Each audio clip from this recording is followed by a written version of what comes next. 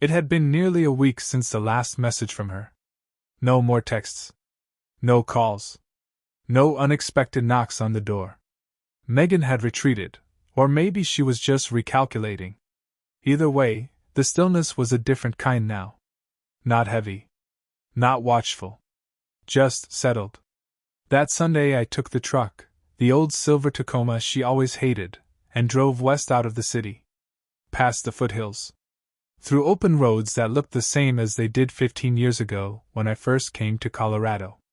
I stopped at a trailhead near Pikes Peak. Walked alone for an hour. No headphones. No distractions. Just the sound of gravel and air and the slow rhythm of boots on dirt. At the summit turn, I sat on a weathered bench overlooking the valley. I didn't think about her. I thought about time. About what it gives you if you don't waste it trying to fix what doesn't want fixing. By the time I got back to the house, dusk had turned to night. Porch lights flickered on. Lawn sprinklers clicked alive down the street. Normal. Familiar. And entirely different. There was an envelope on the front step. No postage. Just my name. Inside, a short letter, handwritten. She said, David. I didn't fight the divorce because I knew I had no ground to stand on. I lied. I betrayed your trust. There's no excuse, and I won't offer one. But I want you to know I'm sorry. Not because I got caught. Because when I saw your face that night in Chicago, calm, still, absolute, I realized I was standing in front of a man I never deserved. Do what you need to do. Move on. Forget me. But if you ever want the truth, not about the affair, but about why I became the person I did, I'll tell you. If not, I'll stay silent. Like you did. And I'll live with it. I folded the letter and placed it in the drawer by the fireplace. I didn't burn it. I didn't respond. Some truths only matter when you're still trying to fix something. I wasn't. The next day, I submitted the formal withdrawal letter from the school district. Early retirement, framed as a personal decision. No drama. No gossip. Just a clean cut. I launched the new project site that same week. Independent physics education modules, small, focused, hands-on learning for underserved districts. The kind of work I used to dream about, before compromise replaced curiosity. I named the site Stillpoint. No one asked what it meant. That was fine. It meant enough to me. 2 months later, I saw Adam Reeves at a gas station off Highway 24. He looked thinner. Paler. He recognized me immediately. He said, "You win, I guess." I looked at him. Not with anger, just clarity. I said, "I didn't play your game. I ended mine." He said nothing. Just nodded. Then walked back to his car. Some people don't change. They just get smaller. Life didn't return to what it was. It moved forward. New rhythms. New mornings. Quiet earned joy. There's no dramatic ending. No shattered glass or courthouse monologues. Just a man who learned how to stop begging for clarity from people committed to fog. I didn't rebuild for revenge. I rebuilt so I never again forget who I am, and what silence can protect when used with purpose. Subscribe if you want more stories rooted in real emotion. About real men who don't raise their voice. They act. Cold. To the end. I got up earlier than usual. The house was quiet, just the soft tick of the thermostat kicking on, and the sound of the coffee maker sputtering to life. I didn't touch her mug. It was sitting upside down in the drying rack. I put it back into the cabinet without a word. On the kitchen table was her weekly grocery list. Diapers for Jeremy, boots for Claire, sample perfume. Nothing about the conference. Nothing about a hotel, flight, or speaking engagements. In her calendar, synced to the cloud, which she'd forgotten I could still access, was an entry. Hilton Downtown, A&M, March 3rd to 5th. Not Chicago. Austin, Texas. A&M, Texas A&M. I remembered they held conferences there, but not for teachers. For procurement, software, and IT leadership. Exactly the kind of field Adam Reeves worked in. Adam wasn't a teacher.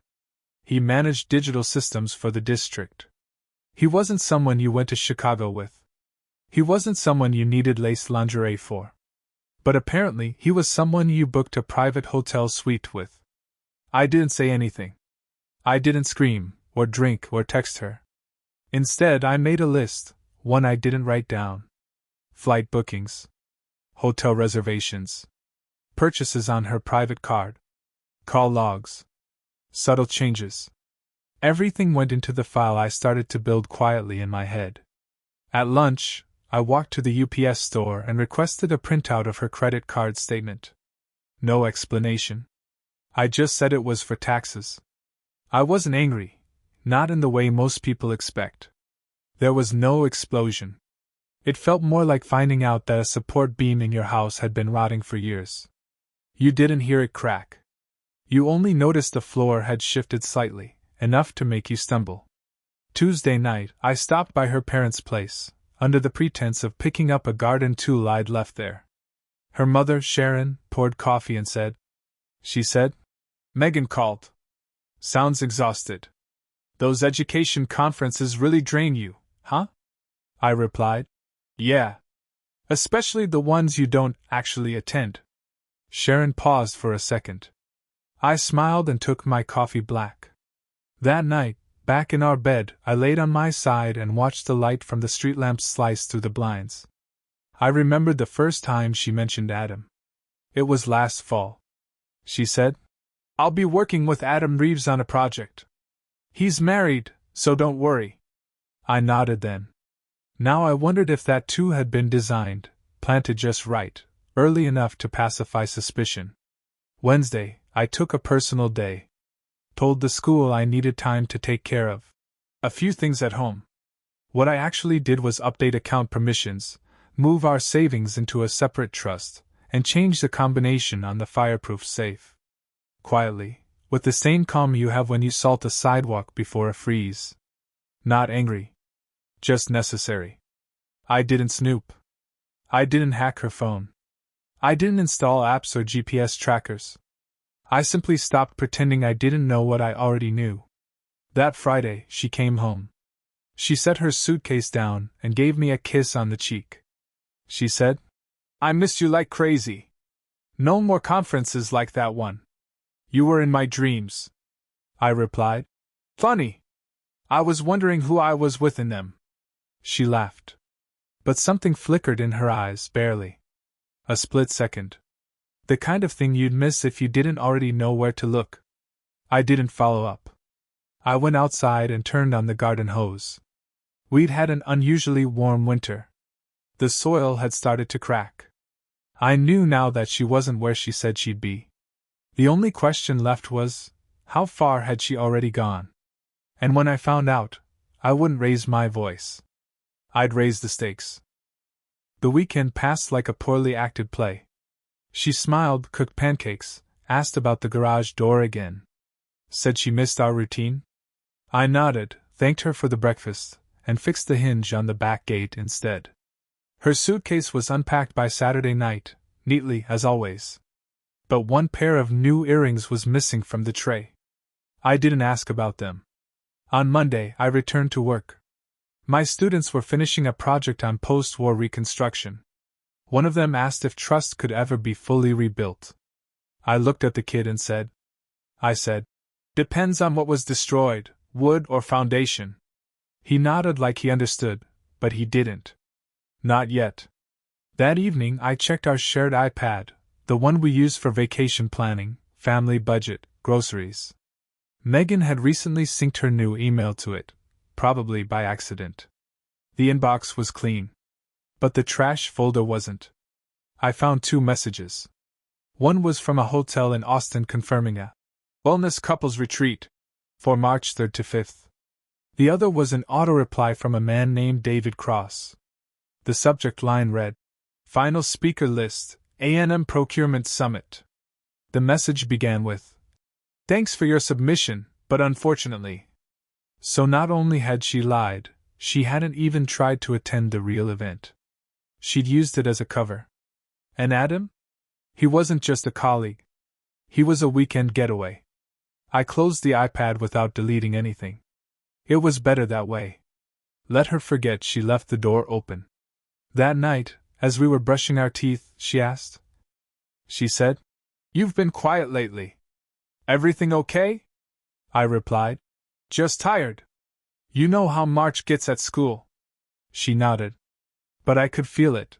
She was watching me closer now. Checking for cracks. Wondering if I knew, and how much. And whether I still cared. I cared. Just not the way she hoped. By Thursday, I had a plan. During lunch, I drove to the county clerk's office downtown.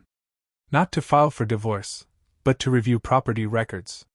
I wanted to confirm what was in my name, what was joint, and what Megan might try to claim if this turned ugly. The woman behind the counter handed me a thin folder. She said, "You two were smart. Everything's clean. No shared debt, clear titles." I said, "Appreciate it." Later that day, I called my friend Marcus, an accountant who owed me a favor.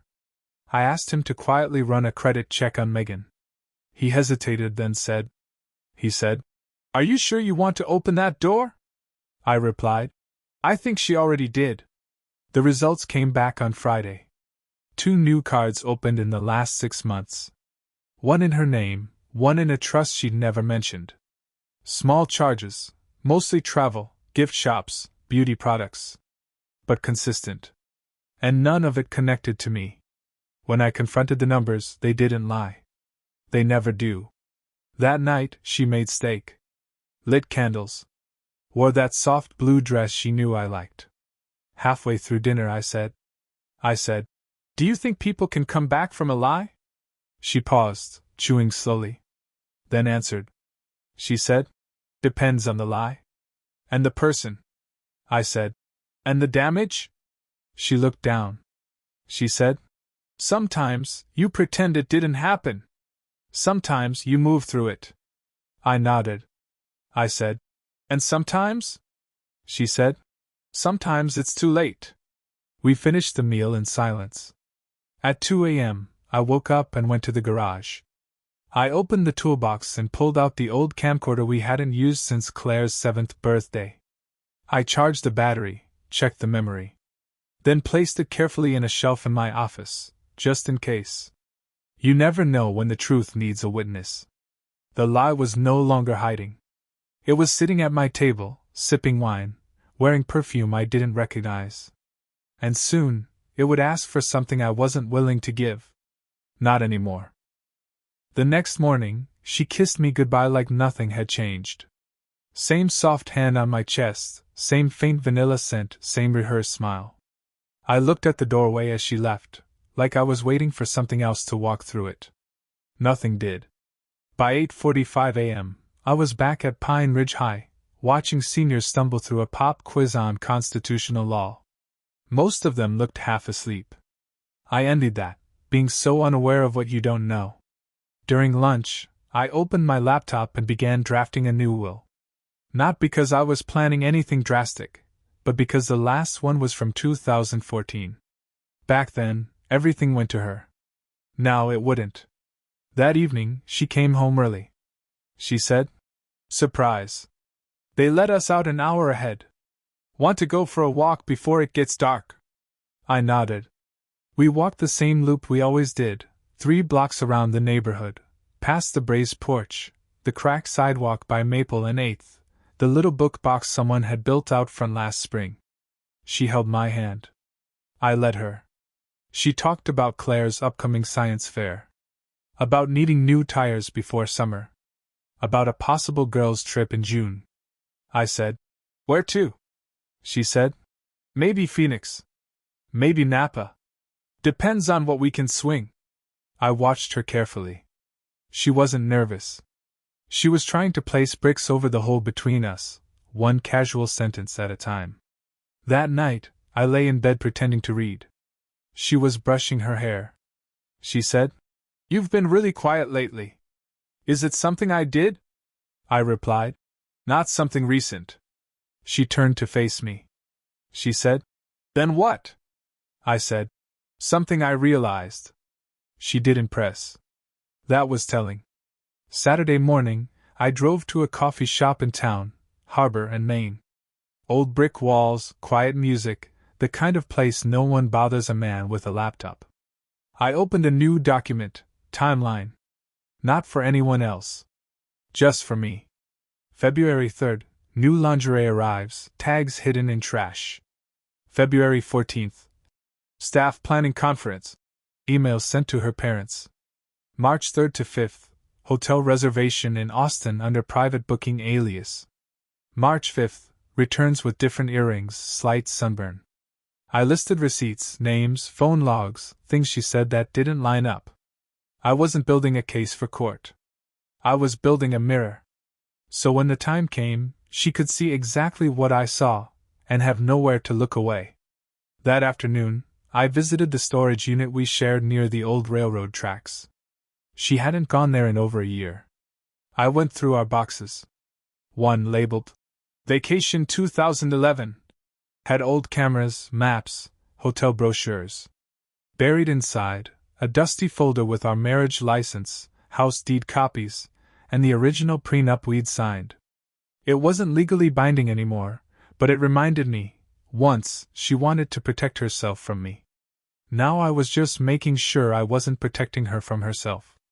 Sunday, while she was out with Claire buying a new dress for the dance, I opened her laptop. No passwords had changed. She never thought she'd need to. I copied down the backup email address she used for flights, sent myself a forward of her last 10 bookings. There were 3 I hadn't known about. 1. Dallas, early January. 2. Albuquerque, 2 nights in February. 3. Los Angeles, listed under a corporate discount code registered to District Digital Solutions. I googled it. Adam Reeves's name was on the board of advisors. That evening, after dinner, she sat next to me on the couch.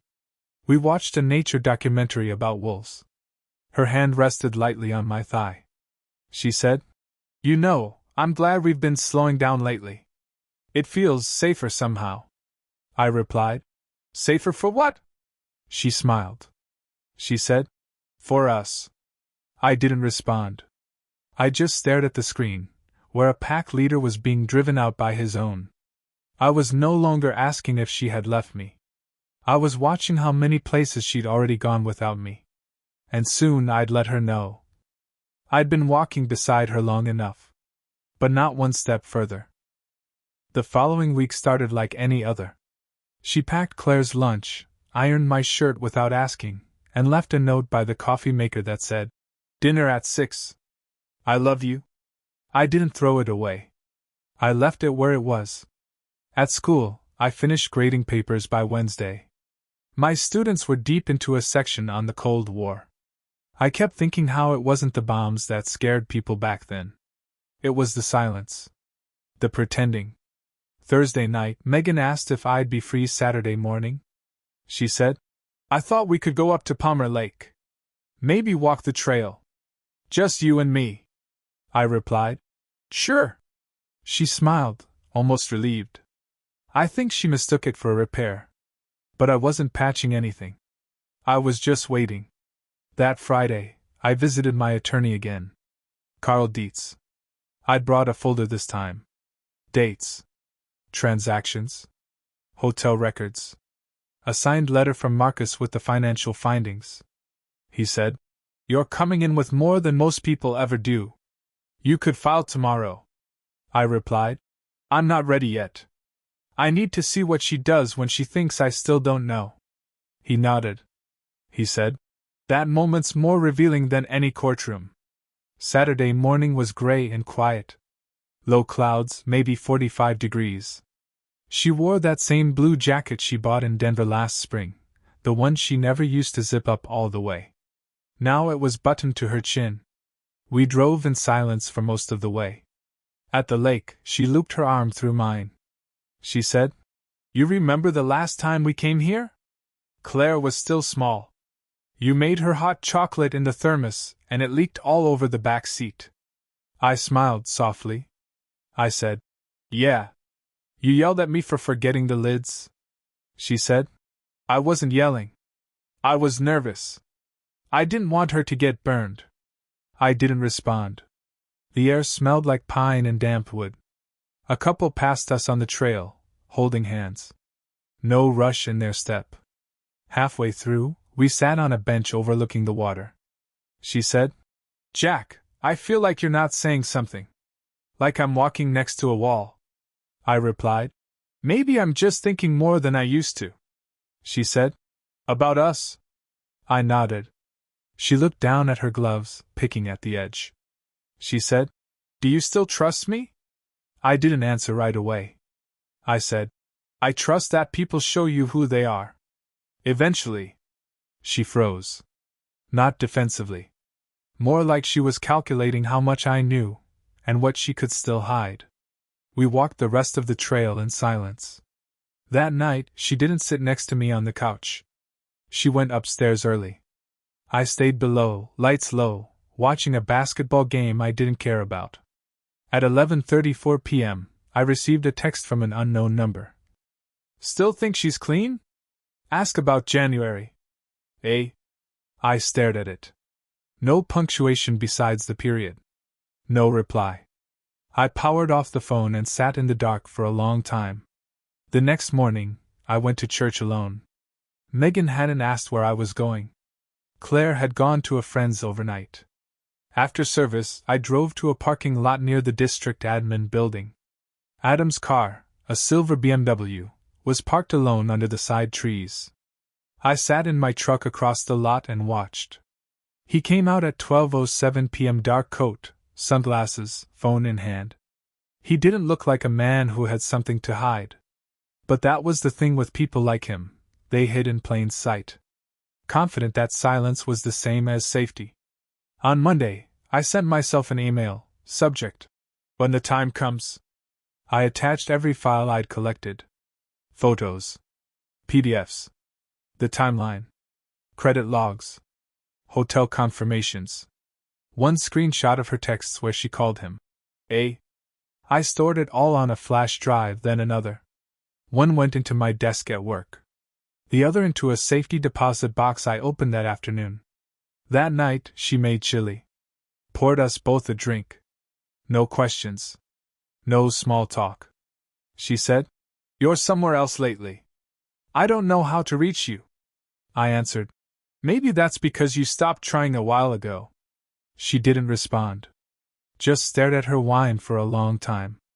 I wasn't looking for a confession anymore. I was waiting for a decision, from her. Because the next move wouldn't come from me. But when it came, I'd be ready to answer it with silence sharp enough to end things for good. Monday morning started colder than expected, 33 degrees, wind pushing down hard from the north. I wore my older coat. The one with a frayed cuff she used to tease me about.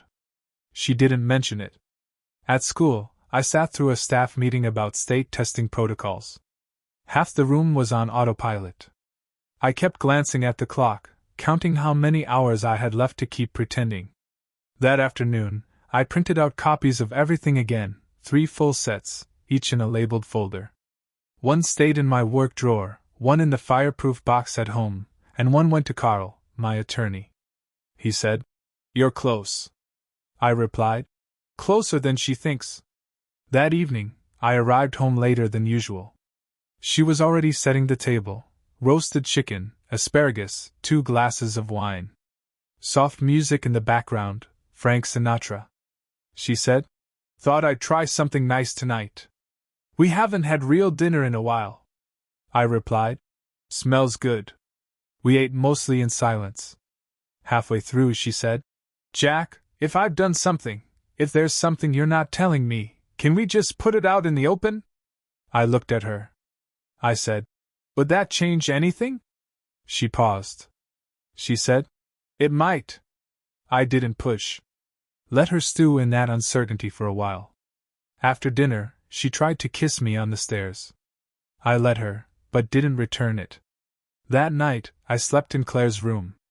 Told her I had a cold and didn't want to wake her. She accepted it too easily. The next morning, I watched her leave through the kitchen window. She drove off in her gray Honda, same route, same pace. But instead of going to her usual office, I followed from a distance. She took a left 3 blocks early, then turned into a Starbucks. Parked. Waited. 5 minutes later, a silver BMW pulled up. He got out. Adam. She stayed in her car. He walked over, leaned into her driver's side window. 15 seconds. Maybe 20. Then he got back in his car. She pulled out first. He followed her at a distance, toward the highway. I didn't chase. I didn't photograph. I just drove back home and sat in the silence. Later that day, I received a call from Claire's school.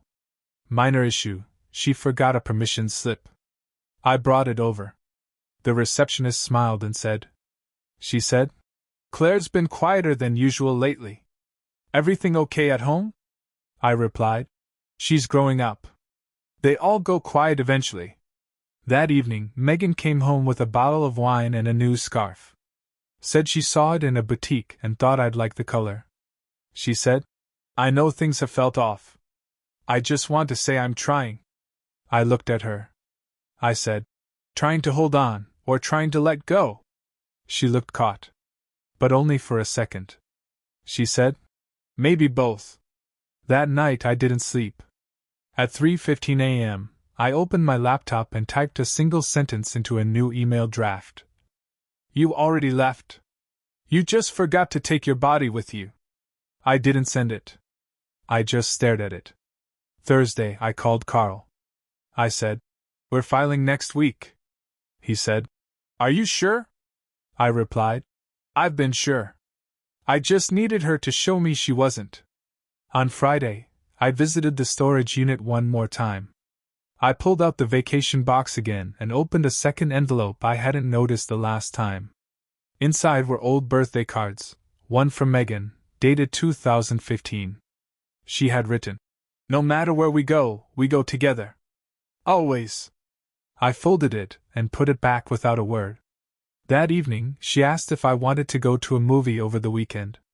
She said, "It might be good to get out. Just us." I looked at her. I said, "Let's see how the weekend goes." She smiled, as if hope had returned.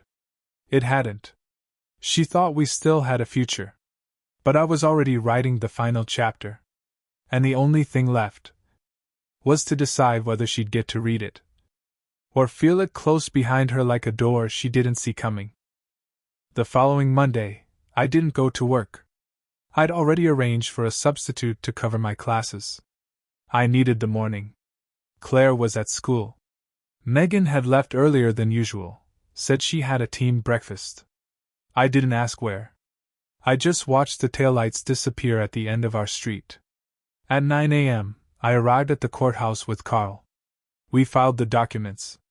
No drama. No spectacle. Just signatures, stamps, and a silence that felt like a door finally closing from the inside. By 2 p.m., Megan still hadn't texted. That night, I left a printed copy of the petition on the kitchen table, next to a folded sheet. Inside I wrote, "I knew. I always knew. I just waited to see how far you'd go pretending I didn't." When she came through the door at 6:17 p.m., I was sitting in the den with the news playing low. She walked in smiling, then stopped when she saw the envelope. Picked it up. Read the first line. Her face went still. She said, "What is this?" I said, "You don't need me to explain it. You lived it." She said, "Jack, I don't know what you think you found." I interrupted. I said, "Don't. Just don't insult either of us with that." She stared at me for a long time. Then her voice dropped. She said, "You've been planning this, haven't you?" I replied, "Since the day you packed for Chicago and flew to Austin." She said nothing. I stood, walked past her toward the stairs, then paused. I said, "This house will be sold. Claire will stay with me until the court says otherwise. I'm not fighting dirty, but I'm not pretending either." She whispered. She said, "You really don't feel anything anymore?" I looked at her, really looked, and realized I didn't hate her. I didn't want revenge. I wanted distance. Peace. I said. I feel free. The next week was procedural. She tried to reach out once, through Claire, through email. I didn't engage. Carl handled everything. I stayed focused on work, on routine, on recovery. 3 months later, we stood in court. Final hearing. Claire was with my sister that day. Megan showed up alone. No lawyer. She wore a navy dress. Hair pulled back. Eyes dull. Mascara already smudged. When the judge read the final ruling, I glanced sideways. She didn't look at me.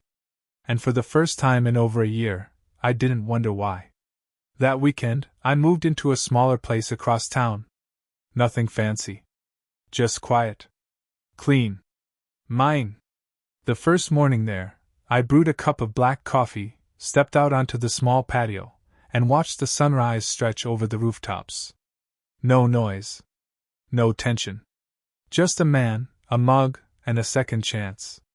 Claire came over later that afternoon. She said, "Can we keep the old board games here? I kind of like this place." I smiled. I said, "We'll start new ones too." Final scene, closure. When the judge read the ruling, I looked at Megan. She sat alone. No lawyer. Her makeup had run. Her eyes were empty. And in that moment, I didn't feel superior. I just felt finished. Subscribe if you want more stories based on real emotions, about real men who don't yell. They act. Coldly? To the end?